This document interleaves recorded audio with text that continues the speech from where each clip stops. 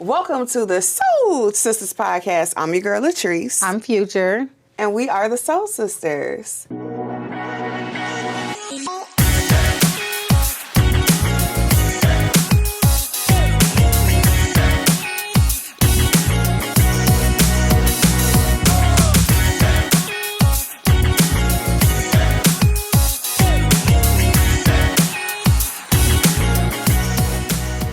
Hey, sister girl. Hey, sister girl. I was telling somebody my podcast, I was named Sold Sisters, and they was like, Soul Sisters? And I'm like, not soul, like soul. Sold. Like we sell real estate. And they were like, that's so creative. We need to still work on that trademark, because remember we saw those two other women. It's another podcast out there called Sold Sistas. We're not going to talk about that. Yeah. We're not gonna no talk about flavor, them. but go ahead. The shade. Ooh. Okay, so since you already getting messy, let's get into it. This is her favorite. You see the smile on her face? This is insane. Like, what?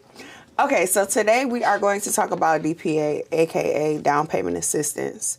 But I have a question first. Okay? What's the question? So the question is, when you have a buyer that's referred to you by a lender, and the buyer is a little financially challenged, they don't have a whole lot of money saved, but you know that lender doesn't have the programs that could probably help them with their cash to close, what do you do in that situation? She want me to look like a snake so bad. I don't. I just want you to be real. Okay, the honest to God truth is, I try to keep a buyer with their lender. If I can, I'm going to try to keep you with your lender. But I have a fiduciary duty as a real estate professional to make sure that my client is in the best situation. So if I can keep you with your lender, great. And I don't mind asking for concessions. I don't mind having to pull out all of my negotiating skills. I'm cool with that. But if I have somebody who is financially strapped, buying this house is about to take them down to zero, and I can put them in a position to save them $4,000 or $5,000. You done took some deals for me, so I already know what I'm going to do what I got to do. You know what I'm saying? But when I was the lender. If I'm doing business with you where you sending me business, I'm sending you business too. 9 times out of 10, can we agree on it? Yeah. I'm sending you business too, so you'll get it back from me on the back end. But we are all in the business of making money, but we all should want to make sure our clients are taken care of as well. Yeah. But what if they can't? Like they don't have... Yeah, you switch them. You swap them out. You tell them, don't tell nobody. No. Oh my God. You gotta go to Pops. Don't tell nobody. Pull the belt out. So that's for our older viewers. You're right. We're telling our age now. Yeah. So now let's get into down payment assistance. Okay. So there are so many programs out there. What are you using now? Like, what are you seeing success with for your buyers? I know people hate MSHDA because MSHDA is a second loan, is a second mortgage on a property. It is not truly a grant. It has to be paid back. But when you are in a position where you have the desire to purchase a property and you are not truly in the position because you need EPA, to buy a home or getting that down payment assistance is going to help save you some money. I like MSHDA. I don't hate MSHDA. Like, the goal is for you. Now, if you're trying to move into a house and live there for 2 years, MSHDA is not the loan for you because you know it's going to cut heavy into your profits. And I've saw that happen to people, or your equity that you build up. And I've saw that happen to people and they're upset because I didn't know. I make sure that people understand that you do have to pay the MSHDA grant back. But if you're about to live somewhere for 10 years, you know, even like 5 to 10 years, you should have enough equity where you pay MSHDA back that $7,500 and you still go $10,000. Well, sometimes you don't get the whole 10. Sometimes it's $7,500. I get everybody 10. But either way, I get what you're saying. You shouldn't have an issue paying it back. But I work with a wonderful lender at Flagstar. His name is Jonathan. Shout out to Jonathan. Jonathan has been like one of my preferred lenders because I'm not married to anybody but Michael. One of my preferred lenders. That is my motto. Facts. Preferred lenders for a while. And it's because Flagstar has awesome programs. And this is not sponsored by by Flagstar, but it's the truth. We've been we should We're make open. it. We're accepting applications. I will be calling him. They have a destination home loan where your client can have a 600 credit score. It's no PMI, 0 down, and they'll give them like some of the money that they need for their closing costs. Typically, your client ends up bringing about $4,000 or $5,000 to the closing table with a 600 or higher credit score. That's like unheard of. That's less than a security deposit. That's less than a security deposit in first month's rent. And then they have a program, I don't know the name of it, forgive me. Your credit score has to be a little bit higher, anywhere from like that 670 on up. They'll give you your down payment, which is 3% typically, and then they'll give you another 3% towards your closing costs. So that's a great program, and it's no income limits on that program. So I love that program to death. So those are a few programs that I've been using frequently. What have you been using with your clients?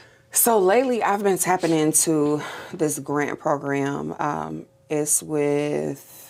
Who is it? It's a credit union. Oh. It's a credit union. And school me. Yeah, you ain't told, look, we talked about gatekeeping on the last episode.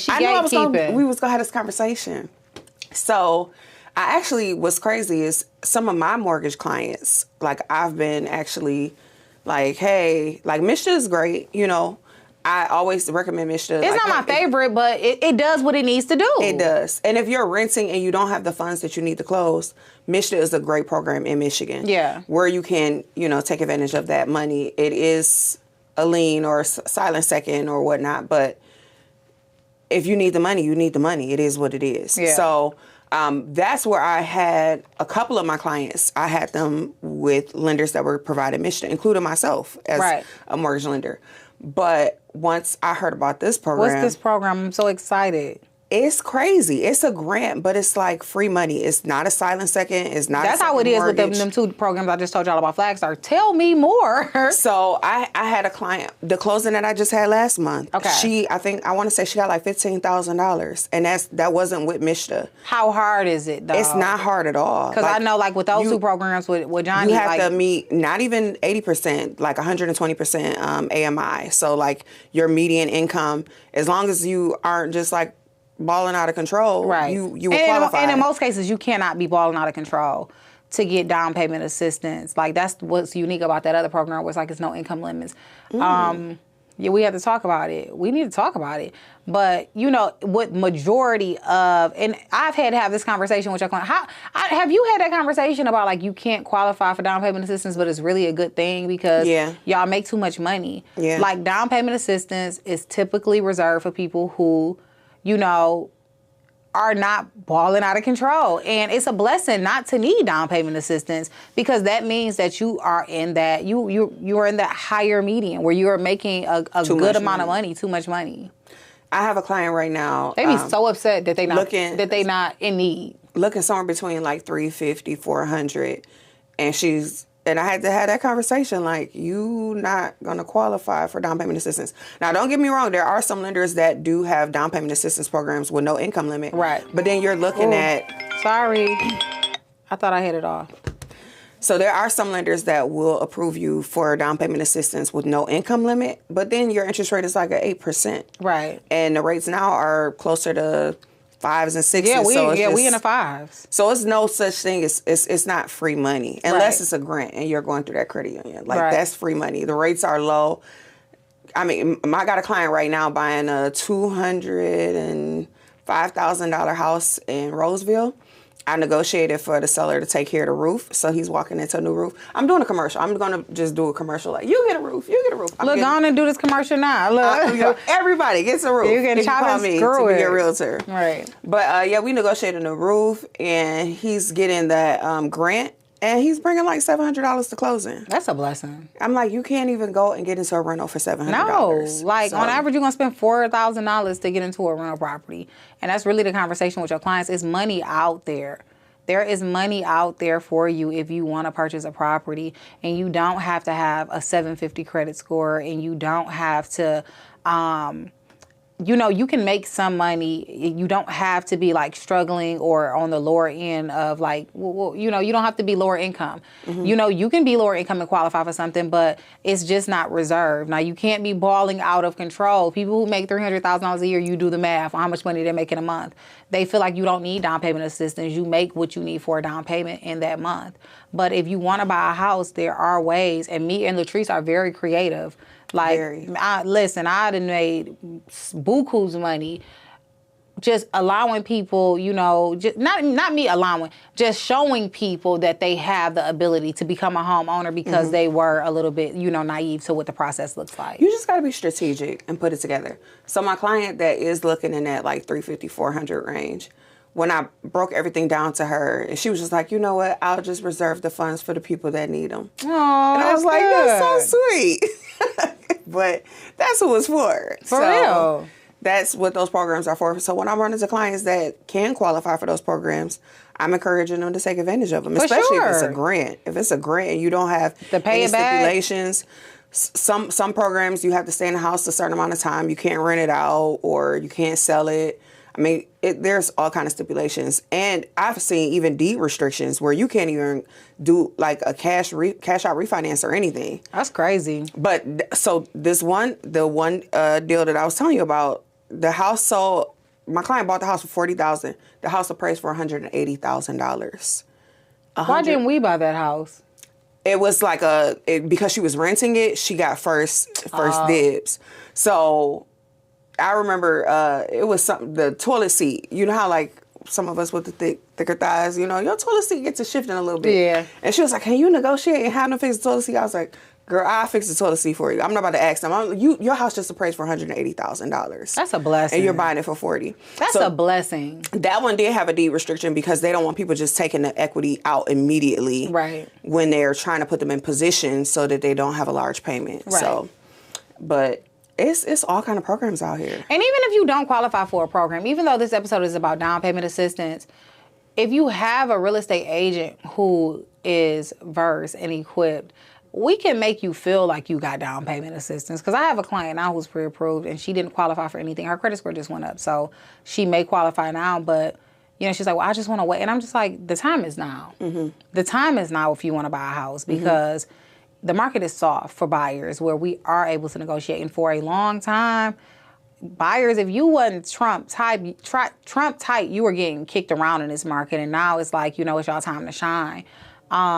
It's you get concessions. Yeah. Everybody's getting concessions. So where if you don't qualify for something like MSHDA where you get $10,000 or $7,500, we can very well negotiate that type of money where it's like, it makes you feel like you're getting down payment assistance. And you are, because you're getting concessions. You're getting down payment assistance and concessions. But you know for a fact you don't have to pay it back. You know that the down payment assistance is coming from the sellers, and that's just the type of market that we are in, honestly and truly. Yeah. I got a deal right now where my buyer's getting $10,000 in concessions. Yeah. And then I had a deal the other day. I called you just to vent because the listing agent reached out. I sent her the seller's concessions, an addendum saying, hey, we want 3% concessions. And I told her, I wanted 3% for my commission. Well, are you saying that you want the 3% to go towards your commission? Yeah, that was crazy. No. First of all, it's snowing and it's Michigan and it's winter. What are you talking about? Like the sellers in today's age in Michigan, they are still paying commission. Yeah. Like, even though this NAR settlement came about, they still paying commission. So now they don't have to. It's negotiable. Yeah. But we have typically we have that conversation with our sellers, and it has still been business as usual. But for her to act like what I asked for was insane, it baffled me because I'm used to asking for way more. I'm like, I only asked for 3%. Right. I'm used to. I want max concessions for my clients. Right. Like I'm very aggressive. Yeah. So that was wild to me that she was like, well, you can take the commission. She thought she was the biggest shark. No, it's two sharks on this great. It's great white sharks on this couch. Like, no, we gonna advocate for our clients and make sure that. And by the way, that's the same house that we're also getting a roof. So. I'm just saying. Yeah. You get you somebody that's going to negotiate for you. That's the thing. That's going to work in your favor. And you know, I've had situations, and I know you have too, where you've gotten a client some down payment assistance, but still negotiated on their behalf, because you can still get concessions with down payment assistance. And those are those situations where your client is walking away with a check at the closing table, because those situations do happen. Now, listen, your situation is your situation, but those situations do happen. You got to make sure that you have somebody that's not afraid to negotiate, and somebody that's knowledgeable, and somebody who is not like thirsty for that check. A lot of y'all be dealing with real estate agents who need that check. So, you know, they gonna do what they need to do to get that check. When you dealing with real estate agents that are blessed, like Latrice and myself, you know, God is good and faithful. We want the check, but we don't need it. You know, we can wait and move on to another home. And our integrity means more to us. It's intact. Because when I needed that check, I would cry a little bit. But I'm going to do right by my client at all times. So, you know, make sure that you have a real estate agent who understands the business, because it's a lot. I'm a team leader. She's been in this industry for a long time, even on, you know, the mortgage side. Make sure you get somebody who know what they're doing, because a lot of times we hire real estate agents, not myself, but we hire real estate agents because it's our cousin who sells real estate, or, you know, my neighbor is a real estate agent. And it's nothing wrong with wanting to have a sense of loyalty for an agent that is in close proximity to you, but it's also that agent's responsibility to make sure that they are knowledgeable, and they are, you know, they stay on their toes, and they understand how to negotiate, and they understand what it looks like to be a great realtor for anybody that they represent. If somebody is close to you and they do not take their business serious, they are not available, they don't treat you like you deserve to be treated, you're crazy. So do you think that people should tell their family that, like, why they don't want to work with them? Because I absolutely do. You know, I had a conversation with one of the women on my team. I gave her a lead, and $200,000 lead, and the lead made a decision to, you know, they want it out of the contract. And that was what I told her. We didn't understand why. We get the gist, and I wasn't mad at the agent, because, you know, she didn't drop the ball. They made a decision to write a lower offer on a listing that I had on the market, and they had to play. They made a decision, and we all, you know, the seller, I have to protect my seller as well, you know, made their decision. They wanted to get out of the BBA, and, you know, I let them out. I don't want to work with anybody who doesn't want to work with me. But I said, ask for feedback. You know, sorry, you know, that you feel that way. This has never happened to me, because it had never happened to her before, so she was a little distraught. But ask for feedback. At first she's like, no, I'm good. And I'm like, this is not personal. You want to know why a person, you know, doesn't want to work with you, because you want to make sure that if there was a mistake made, that you never make that mistake again. You want to learn from your mistakes. So I think that you definitely should ask. And, you know, and I think that families should give honest feedback on why they decided to go in another direction. What if one of your family members decided not to work with you as a realtor? Now, I'm a little bit different. Because I do this. I do this. Did y'all not hear me on the other episode? Like, this is where the winners come. Like, no, but all jokes aside, back in the day, you asked me this a few years ago, and I would have been like, I want blood. But, like, now it's just like I'm so mature in my business. I'm so like locked in with like who I am and what I deserve, and my faith is so strong, and what is for me will always find me. Yeah, it is what it is. Because 9 times out of 10, I really feel like this. Like, you not working with a better agent than me. You really put yourself in a position to work with somebody who is not as equipped as I am, and who's not going to fight for you the way I will fight for you. So why would I be angry about that? It's your loss. It's truly your loss. I really genuinely feel that way too. Like, I genuinely feel like that. I used to be mad, but now I feel like it's really your loss. I do too. But stay away from me, snake.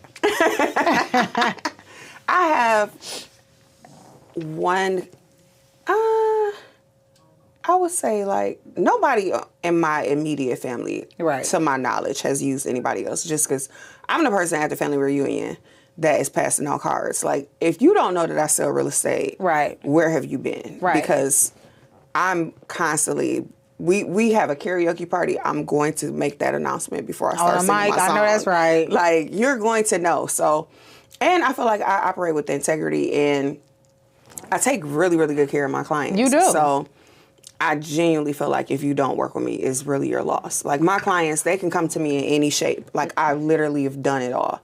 if you need, me and Latrice did some deals together over the course of like time, like over the years, we've done deals together in like all different kind of capacities.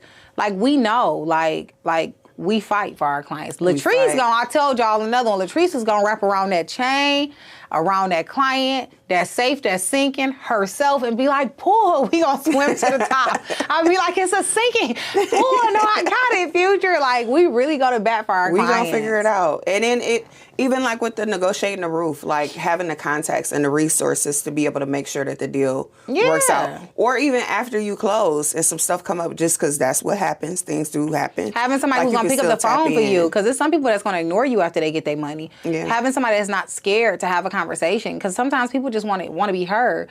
But you just got to make sure you got that right agent, because when we did our homegirl deal, she got like over $150,000 off that house when it was all said and done. I know. No, it was around like $120,000 because the house was listed in a higher 800s, and she ended up with she walked into a ton of equity. She walked into a ton of equity because it appraised good. Mm-hmm. And it was just like, that was a tough one for me and Latrice. It was rough, but we got it done, and we were committed. I was pulling my hair out to get it done, but we got it done. We was praying fervent prayers. Yes, okay. It was like literally like in with God, like, please, Lord, put money up. I pray for my clients. I had some clients, we sat in the garage and said a prayer that the offer get accepted. Like, we care, and I think that's the difference. It is.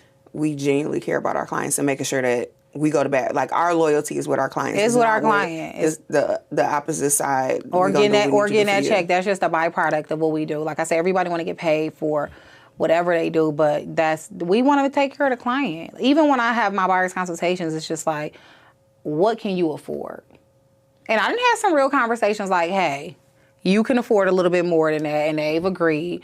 But I also have told people, you can't afford that. Like, you can pay for that, but you can't truly afford that. So I want you they get to make the decision, but I want you to make a sound decision. I want you to make an educated decision on like what route you should take. Mm-hmm. Now, what about when the deal is shaky and the listing agent or the lender asks you to cut your commission or reduce your commission? I will. I don't want to. I'm going to fight not to. I'm not going to just fold. I ain't about to lie to you. But if I have to, I will. We all know our clients, and it's situational. You know what I'm saying? Like, I'm not going to lose a deal over, I'm not going to step over pennies. I'm not going to step over dollars to pick up pennies. So it is what it is. But I also understand the value that I provide. So if I have a client and I know that they got it, or I've negotiated them a bunch of money back, then we have to figure out how to make the deal work where I am being properly compensated. But I also know my client situation. So if I have a client who does not really have it, and this is the house that they want, I'm not going to make my client lose a house. You know what I'm saying? Mm-hmm. I'll get that money back on the back end. Yeah. It'll come back tenfold. I'm not going to make them lose a house either. But also, I do know the value that I provide. And I would say 95% of my clients are getting concessions. Yeah, a lot of times you can make it work. You know, when you fall, it's usually you didn't did everything that you had to do. It's not like, take this money. It's like, I didn't did everything I had to do. My issue would be if I'm being asked to fold and nobody else is being asked to fold. Oh, no, it has to be fair for across the board. Like don't be the listing agent keeping your commission and you still want me to cut mine so we both can get paid. And the same thing with the lender. Like, I'm a lender. I know you can take lender credits. I know you can ask for a short. Like, I know those things. Do we exhaust those options first before you ask me to cut my commission and I'm out here driving around and you sitting at a computer? Yeah, I agree. So, I agree 100%. That's that on that. But let me see what else we were supposed to talk about, because we just been flowing. It's been a minute. It has been a minute. This is a good one. What can the viewers expect from Sold Sistas now that we're back from our little reset? A lot of fun. A lot of authenticity. Y'all know sometimes to make sure. Just, getting like everything that is Latrice and Future and what makes us the Sold Sisters. A lot of information. Some great guests. Some shows where we are a little bit more relaxed, where, when I'm in that mode, we can have some real conversations and maybe take some shots. It's just going to be a good time. Consistency. Say it with me. Consistency. So we got a lot in store for you guys. But I want us to do some in-person events too. Like, we've been talking about that for a while. Have the people come out and meet with the Sold Sistas. We can I want to do some in-person events, but I also want to make sure that we are very intentional about having people on the podcast who can provide actual information and give great information that the viewers can use. Mm-hmm. So, like, I know we talked about having Sade. Shout out to Sade on the podcast. We know that she knows what she knows because the proof is in the pudding, where she can give some practical steps on how to get into investing and what it looks like based on her journey. People, we've had this before, but maybe having, another lawyer or the same lawyer come on and talk about probate, because that has been like a big deal in the industry. One thing that is the only thing that's promised to us is we're going to lead this place, and we want to make sure that people are prepared. Maybe like, I have a lawyer, Jayhan. We're going to have some people come on here who can give y'all some great information on how to get set up and how to build wealth. How to build wealth for you and your family, because that's a big deal. That's something I really want to tap into. Is that who did the training with the team as far as like? No, that's my financial advisor. Jayhan is just the woman who did my trust, and she has a book out. You will like Jayhan. Okay. She has a book out, talking about the importance of like having a will and having a trust, because she's a probate lawyer, and she saw like the downside of not taking care of your business before you leave this earth and the strain that it could put on your family. Okay. Yeah. So we're going to have some more guests. Yeah. And y'all got to let us know in the comments, too. What do y'all want to see? Yeah, what do y'all want to hear about? Because we tapped in, okay? So we can reach out to some of our resources, have them come on. And we have a ton of resources. We've been doing this for a long time, and we good people. So, we have strong relationships with everybody in and outside of this industry. So whatever y'all want to know, if it's something that you want to do and you are struggling, because that's what this is about. Empowering, our viewers, ourselves, and making sure that if we can be a resource for you guys, that we are able to be that resource. So we talked about some goals that you have for the Elevated Collective. What about future? Any flips on the cusp for this year? You know what? I'm going to make some money this year. My goal is to be, I kept telling everybody last year, like, I'll be 38 in April. I'm going to be a real grown-up this year. Like, I'm going to be a real bona fide adult this year. I want to get, like, I make money. I do better than a lot of people with my money, but I still will blow a bag, and I don't want to be a consumer this year. I want to do some consuming, but I want to be an investor this year. I want to invest the bulk of my money this year. I want to grow, continue to grow my businesses outside of, with real estate, but also outside of real estate. And I want to spend some time with my family. I'm trying to create a life. Like, they asked a question at my last mastermind, and it was like, if you had 72 hours to live, what would you do? And, who would you want to talk to? Who would you want to spend time with? And then based on your answer, the goal or your goal should be to create a life that will allow you to spend time and create memories with those people or doing those things. So that is my goal for this year, is to get my ducks truly in a row where I can fly out. And I can fly out at any time to see my daughter, but where it's not going to be any stress attached to it, or I'm not going to be worried about something not closing. Mm-hmm. That's the goal for future. And of course, I want to get in the best shape of my life this year. Like, I don't know if y'all can tell, but I've lost 10 pounds. And I plan on losing like another 20, 25 more. I always work out. Latrice can tell you. I know sometimes I might not look like it, but that is like my piece. I'm going to work out bare minimum 3 days a week, but I'm typically like a 4 or 5, 6 day girly. But just being conscious, because I am getting older, of what I put in my body and taking care of my body, taking care of my temple. I'm focused on my mind, my body, my soul, and my family this year. Like, I'm always focused on my money, so that goes without saying. But outside of my money, because that's usually like a big focus of mine, it's just like my mind, my body, my soul, and my family. I love that. Now, what you doing besides having that baby? Well, that's gonna be a big part of it. I think growing a human inside of me, that's gonna be a lot. It's gonna be fun. It's gonna be exciting. So I don't even know how to prepare for that, So I can't think beyond that for right now. That's cool. That's big enough. That's a big That's about to be major for you and your family. I'm excited. You know, I'm always excited about everybody else having a baby but me, honey. But she's going to be very spoiled. So Yeah. bringing a little girl to our immediate family, it's been a minute since we had a Y'all do have a bunch of little boys. Yeah, we do. Yeah. We do. So I'm excited. I'm excited about just honoring myself, honoring like you, honoring, you know, the people around me. And with that comes doing everything that I say I'm going to do and doing it with speed. And we got to do a trip somewhere. I don't know. I'm trying to plan something out, so we'll touch bases about that. But thank you guys for tuning in. Make sure that you like, you subscribe, you follow. Make sure you tell a friend and tell them to tell a friend about this awesome podcast. Help us to stay consistent because we are growing. No, we're going to stay consistent regardless, but you know that does help. And make sure that you follow us on Instagram. Sold_sisters. You can follow my personal page at Your Realtor Future, YOUR Realtor Future. And at I called LP. I called LP. Just keep it simple. Thank you guys for tuning in.